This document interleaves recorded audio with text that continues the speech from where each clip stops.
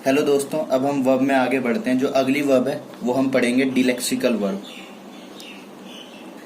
डिलेक्सिकल verb. अब इसको कुछ ज़्यादा समझाने की ज़रूरत है नहीं, बस नाम से ही देख लो डिलेक्सिकल वर्ब। कुछ डीलक्स टाइप की फीलिंग नहीं आ रही? डीलक्स देखा होगा, डीलक्स बसेस, डीलक्स होटल, तो कुछ इसी तरीके का इसका यूज़ है। क्या यूज़ है? ये सेंटेंस को सजाने टाइप का, कि सेंटेंस में ताकत सजाने के लिए, या सेंटेंस को और अच्छा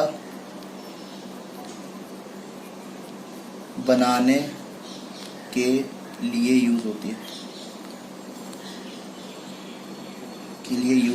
अरे ये तो मैंने होती है, ठीक है। तो डिलेक्सिकल वर्ब ये है। डिलेक्सिकल वर्ब को कई कई बुक्स में और भी नाम लिखा होता है इसका, और तरीके का। तो इसको हम एम्फेसाइजिंग वर्ब भी बोल देते हैं। एम्फेसाइजिंग वर्ब, क्योंकि सेंटेंस को एम्फेसाइज करके, मतलब कोई भी बात को, कुछ भी सेंटेंस में सेंटेंस को एम्फेसाइज कर देती है, मतलब स्ट्रॉन्ग वे दिखाती है। कुछ ना कुछ कहने का, कुछ स्ट्रॉन्ग तरीके से कहे, कोई बात को स्ट्रॉन्ग तरीके से कहना होता है तो एम्फेसाइजिंग वर्ब का यूज करते हैं। तो सेंटेंस को एम्फेसाइज करती है, सेंटेंस को एम्फेसाइज कर देती है, एम्फेसाइज करती है। तो डिलेक्सिकल वर्ब का यही काम होता है। तो अभी हम और जब आगे एग्जांपल देखेंगे ना, तो और अच्छे से समझ में आएगा कि डिलेक्सिकल वर्ब क्या होता है। इसको और भी बोल देते हैं, एम्पटी वर्ब भी बोलते हैं। एम्पटी वर्ब क्यों बोलते हैं? एम्पटी वर्ब इसलिए बोलते हैं कि ये जो वर्ड्स होते हैं, मतलब ऐसी कुछ लिमिटेड वर्ब्स होती हैं जो डिलेक्सिकल वर्ब के लिए यूज होती हैं। अगर हम सेंटेंस में उनका मीनिंग निकालेंगे ना, तो उनका मीनिंग कुछ उसका मीनिंग नहीं आता, बस वो ताकत डालती है सेंटेंस में, कोई खास मीनिंग नहीं आता उनका। तो जैसे जैसे हम आगे एग्जांपल देखेंगे तो पता चल जाएगा कि एम्पटी वर्ब इसको क्यों बोलते हैं, ठीक है। और इसका कुछ ऐसे कंसेप्ट है कि जहाँ पे हमें डिलेक्सिकल वर्ब का यूज करने पड़ेगा, विदाउट डिलेक्सिकल वर्ब काम ही नहीं होता। तो अब एक दो एग्जांपल देखते हैं। जैसे मैं एक एग्जांपल लिखता हूँ तो अच्छे से समझ में आएगा कि डिलेक्सिकल वर्ब का एग्जांपल लिखेंगे। पहले बोलते हैं, एक नॉर्मल एग्जांपल लिखते हैं कि आई शावर्ड। सबको पता है क्या मतलब है इसका, कि मैंने, शावर क्या होता है? फुहारा लेना। मैंने शावर लिया, आई शावर्ड इन द इवनिंग बोल देते हैं। इन द इवनिंग, मैंने शाम को शावर लिया, मैंने शाम को शावर लिया, ठीक है। तो यहाँ पे जो शावर्ड है वो वर्ब का काम कर रही है, तो ये तो नॉर्मल वर्ब है। अब इसको हम एम्फेसाइजिंग वर्ब का यूज करके बनाते हैं। तो एम्फेसाइजिंग वर्ब का यूज करके बनाएंगे तो आपको पता चलेगा कि देखो, पहले यहाँ पे ये देखना, ये पास्ट है, तो हम एम्फेसाइजिंग वर्ब को भी पास्ट में लिखेंगे। आई टुक अ शावर। अब ये दोनों का अगर हम ध्यान से मीनिंग देखें तो मीनिंग तो सेम ही है भाई। मैंने शावर लिया, I took shower in the evening. अब यहाँ पे पास्ट है तो यहाँ भी मैंने पास्ट लगा दिया, I took shower in the evening. दोनों का मीनिंग सेम है, कोई अंतर नहीं है। तो अब मेरे को ये ध्यान से देखें, ध्यान से, कि सारी की सारी जो मेन चीज है वो किस पे डिपेंड कर रही है, कि मैंने लिया। अब इस पे तो कुछ पता ही, इसका मतलब क्या था? लिया। अब इससे मेरे को, अगर मैं ऐसे लिख दूं, आई टुक समथिंग इन अ इवनिंग, मैंने शाम को कुछ लिया। अब सेंटेंस का कुछ पता ही नहीं चल रहा कि किसके लिए बात कर रहा है, क्या बात कर रहा है, इनकम्प्लीट इंफॉर्मेशन आ रही है। तो इस सेंटेंस की जो मेन ताकत है वो इसमें है। इससे सेंटेंस का पूरा मीनिंग क्लियर हो गया कि भाई मैंने शाम को शावर लिया था, मैं शाम को नहा के सोया था, मैं शाम को नहाया था। तो पूरा का पूरा मीनिंग सेंटेंस का इस पे डिपेंड कर रहा है। तो इस पे तो ज्यादा कुछ डिपेंड कर ही नहीं रहा। तो जब इस पे डिपेंड ही नहीं कर रहा, तो इसीलिए इसको हम एम्पटी वर्ब बोलते हैं। एम्पटी वर्ब, समझ में आ गया। और यही जो है एम्पटी वर्ब इसलिए बोला जाता है डिलेक्सिकल वर्ब को, क्योंकि इसका कोई मीनिंग नहीं आ रहा, तो ये डिलेक्सिकल वर्ब है, वही है डिलेक्सिकल वर्ब। तो इसने सेंटेंस को एम्फेसाइज कर दिया कि मैंने शाम को शॉवर लिया था। दोनों का मीनिंग सेम है, ज्यादा अंतर नहीं है इसमें। तो एक और एग्जांपल देखेंगे तो और अच्छे से क्लियर आएगा। एक एग्जांपल और लिखते हैं कि I walk in the morning. Normal है, नॉर्मल सेंटेंस लिखा है, मतलब टेंस की तरह लिखते हैं। अब डिलेक्सिकल वर्ब का यूज करते हैं। तो यहाँ पे क्या है यहाँ पे क्या है, ये टू क्या थी, डिलेक्सिकल वर्ब, ठीक है। तो यहाँ पे अभी हम डिलेक्सिकल वर्ब का यूज करके बनाएंगे। देखो आई वॉक, टेंस प्रेजेंट है तो प्रेजेंट का यूज करेंगे, go for a walk in the morning. अब यहाँ पे देखो, मैं जाता हूँ, मैं सुबह जाता हूँ। अब सेंटेंस इनकम्प्लीट, लेकिन जैसे ही मैं वॉक यूज करता हूँ, वॉक, तो मुझे क्लियर आइडिया लग जाता है कि मैं सुबह क्यों जाता हूँ, कहाँ जाता हूँ, क्या क्लियर वॉक से मीनिंग आ रहा है। तो ये गो जो है ये डिलेक्सिकल वर्ब हो गई। तो ऐसे सारी वर्ब डिलेक्सिकल वर्ब नहीं होती, कुछ लिमिटेड वर्ब्स होती हैं जो डिलेक्सिकल वर्ब का काम करती हैं। तो यहाँ पे गो डिलेक्सिकल वर्ब का काम कर रही है, लेकिन इन दोनों का मीनिंग देखें ना, तो ये I walk in the morning का मतलब है कि मैं सुबह सैर के लिए जाता हूँ, मैं सुबह घूमने के लिए जाता हूँ। तो ये एक तरीके से हैबिट बता रहा है, हैबिट बता रहा है। इस सेंटेंस का मीनिंग है मैं सुबह, इसमें जरूरी की सेंस आ गई, अभी बताता हूँ कैसे। मैं सुबह जरूर घूमने जाता हूँ। इस सेंटेंस का मीनिंग क्या है, मैं सुबह जरूर घूमने जाता हूँ। तो यहाँ भी बात सही है कि हैबिट वाली बात है कि मैं सुबह घूमने जाता हूँ, बात सेम ही है, मैं सुबह घूमने जाता हूँ, बात सेम है। लेकिन यहाँ पे जब मैंने एम्फेसाइज कर दिया मैं सुबह जरूर घूमने जाता हूँ, जरूर, ये एम्फेसाइजिंग वाली जो चीज लाई हुई है, जोर दे के मैं कह रहा हूँ कि स्ट्रॉन्ग वे से कह रहा हूँ मैं सुबह जरूर घूमने जाता हूँ। तो उसी ये जो ऐसी सेंस लेके आ रहा है, ये डिलेक्सिकल वर्ब की वजह से ही ऐसी सेंस आ रही है।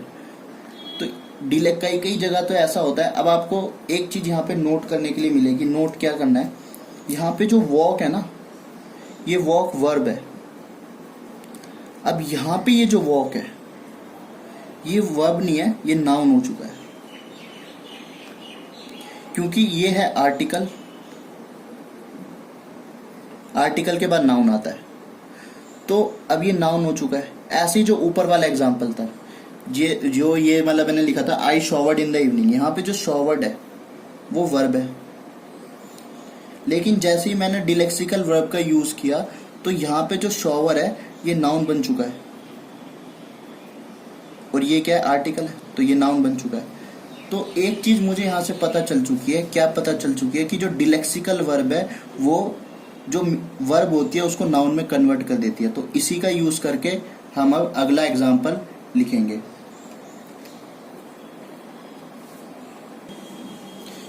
तो हमें क्या पता चल चुका है, हमें ये पता चल चुका है कि जो डिलेक्सिकल वर्ब होती है, डिलेक्सिकल वर्ब, मैं इस डिलेक्सिकल वर्ब को शॉर्ट फॉर्म में डीवी लिखूंगा, ठीक है। तो जो डिलेक्सिकल वर्ब होती है वो वर्ब को, जो मेन वर्ब होती है उस वर्ब को कन्वर्ट कर देती है नाउन में। और इसका बहुत बड़ा यूज है, ये बहुत बड़ा कंसेप्ट है। इसका भी हमें पता चलेगा कि कैसे यूज हुआ है। तो ये हमें पता चल चुका है कि डिलेक्सिकल वर्ब जो होती है वो मेन वर्ब को नाउन में कन्वर्ट करती है। तो एक एग्जांपल लिखते हैं जो अभी हमने लिखा था, क्या था कि भाई आई शॉवर्ड, आई शॉवर्ड लिखते हैं, ठीक है। आई शॉवर्ड हो गया कि भाई मैं नहाया था, ठीक है, आई शॉवर। तो ये हो गया आई शॉवर में नहाया था। तो फिर जब मैंने इसको डिलेक्सिकल वर्ब में लिखा, आई टुक अ शॉवर, दोनों का मीनिंग सेम ही है। बस फर्क इतना हो चुका है कि यहाँ पे जो ये वर्ब है और यहाँ पे ये क्या है, नाउन। बस इतना इतना अंतर है और कोई अंतर नहीं है। यहाँ पे वर्ब है और यहाँ पे नाउन है। अब इसका यूज बताता हूँ कहाँ पे यूज होता है। यहाँ पे इसका मतलब क्या है, मैंने शॉवर लिया, मैंने शॉवर लिया। अब कई लोग गर्म पानी से भी नहाते हैं या ठंडे पानी से भी नहाते हैं, तो अगर मैं ये सेंटेंस बनाऊं कि मैंने हॉट शावर लिया या मैंने कोल्ड शावर लिया, तो कैसे बनाएंगे? क्या मैं ऐसे बना सकता हूँ? क्या ये सेंटेंस सही होगा? आई हॉट शावर्ड, ये सेंटेंस तो सबको ही कहेंगे ये तो गलत है। हाँ ये गलत है, ये सेंटेंस गलत है, लिख ही नहीं सकते ऐसे। क्यों नहीं लिख सकते भाई? ये क्या है, यहाँ पे वर्ब और ये क्या है, हॉट है। तो हॉट मैं वर्ब के साथ कुछ भी चीज लगाऊंगा जो वर्ब के बारे में एम्फेसाइज करेगी, वर्ब के बारे में स्ट्रॉन्ग चीज दिखाएगी, तो वो एडवर्ब होती है। जैसे नाउन या प्रोनाउन के लिए उसकी जो चीजें बताता है, विशेषता बताती है, तो उसके लिए हम एडजेक्टिव यूज करते हैं, लेकिन जो वर्ब के बारे में बताएगा वो हम एडवर्ब लिखते हैं। और जो कि हॉट जो है ये एडवर्ब तो है ही नहीं, हॉट एडवर्ब नहीं है। तो हॉट क्या है? हॉट एक एडजेक्टिव की तरह यूज हो सकता है, हॉट एक एडजेक्टिव की तरह यूज हो सकता है। अब मैं ऐसे तो सेंटेंस लिख ही नहीं पाऊंगा। अगर मैं शॉवर्ड को वर्ब मानूंगा तो मैं ये वाला सेंटेंस बना ही नहीं पाऊंगा कि मैंने गर्म पानी से शॉवर लिया था। तो इस सेंटेंस को बनाने के लिए मुझे डिलेक्सिकल वर्ब का यूज करना पड़ेगा। तो डिलेक्सिकल वर्ब से ये सेंटेंस बहुत आसानी से बन जाएगा। तो ये तो गलत है। इसका मैं कैसे लिखता हूँ? ऐसे लिख सकता हूँ, I took a hot shower,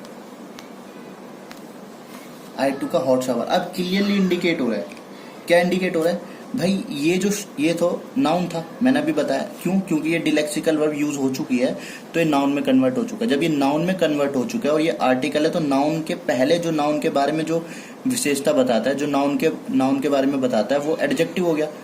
तो ये एडजेक्टिव है। जब ये एडजेक्टिव है हॉट, तो हॉट एडजेक्टिव तो नाउन के साथ लिखा जा सकता है। तो ये वाला सेंटेंस हो गया ठीक। तो डिलेक्सिकल वर्ब का क्या यूज है? डिलेक्सिकल वर्ब का सबसे बड़ा यूज, मेन यूज हमें पता चल चुका है कि डिलेक्सिकल वर्ब को नाउन में कन्वर्ट करती है, और जब नाउन में कन्वर्ट करती है तो नाउन के साथ हम एडजेक्टिव का यूज कर सकते हैं।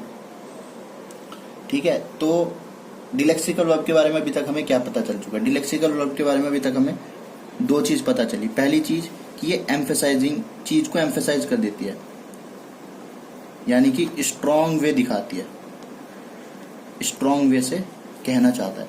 और दूसरी चीज क्या पता चली कि ये वर्ब को नाउन में कन्वर्ट कर देती है। ये दो चीज पता चल चुकी है, और इसका फॉर्मेट भी अब हमें कुछ कुछ पता चल चुका है। अगर हम ये वाला एग्जांपल देखें, आई टुक अ हॉट शावर, तो हमें इसका फॉर्मेट भी पता चल चुका है। तो हम यहाँ पे फॉर्मेट लिख लेते हैं। इसका फॉर्मेट क्या हुआ? जैसे आई टुक अ हॉट शावर देखेंगे तो सबसे पहले क्या आएगा? सब्जेक्ट आ जाएगा। सब्जेक्ट के बाद क्या आएगा? डिलेक्सिकल वर्ब। डिलेक्सिकल वर्ब ध्यान रखना, डिलेक्सिकल वर्ब जो होगी वो टेंस के अकॉर्डिंग चलेगी। टेंस के अकॉर्डिंग मतलब प्रेजेंट पास्ट जिस तरीके से आएगा, जैसे आई टुक लिखा था, आई टेक भी आएगा, तो उस तरीके से चलेगी।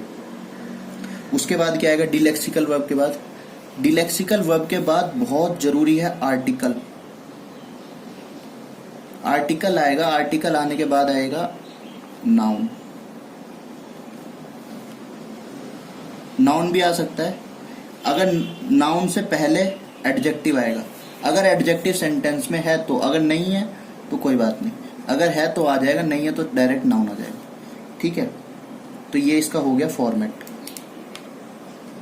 ऐसे ही आएगा फॉर्मेट। तो हमने फॉर्मेट इसका पता कर लिया। आप इसको वेरीफाई भी कर सकते हो। यहाँ पे I took a hot shower, I subject, ठीक है, टुक डिलेक्सिकल वर्ब, टेंस के अकॉर्डिंग आई है क्योंकि पास्ट है, ए आर्टिकल है। उसके बाद एडजेक्टिव है तो यहाँ पे हॉट एडजेक्टिव आ गया। उसके बाद शावर है तो शावर आ गया, खत्म। तो आगे कोई एक्स्ट्रा इन्फॉर्मेशन होगी तो आगे एक्स्ट्रा इन्फॉर्मेशन आ जाएगी। ऐसे ही और भी एग्जाम्पल है, सारे एग्जाम्पल ऐसे ही हैं।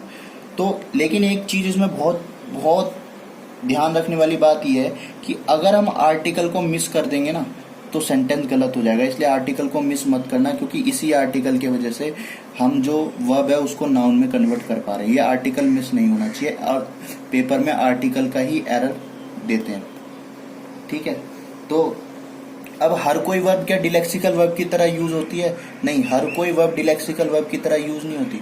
कुछ लिमिटेड वर्ब हैं जो डिलेक्सिकल वर्ब की तरह यूज होती हैं, तो हम उनको एक एक करके पढ़ेंगे। तो कौन कौन सी डिलेक्सिकल वर्ब की तरह यूज होती हैं? तो डिलेक्सिकल वर्ब की तरह कौन कौन यूज होती हैं? तो यूज होती हैं, हैव यूज होती है, टेक यूज होती है, गो यूज होती है, गिव यूज होती है, और डू यूज होती है। तो हम इसको अब बारी बारी तरीके से पढ़ेंगे।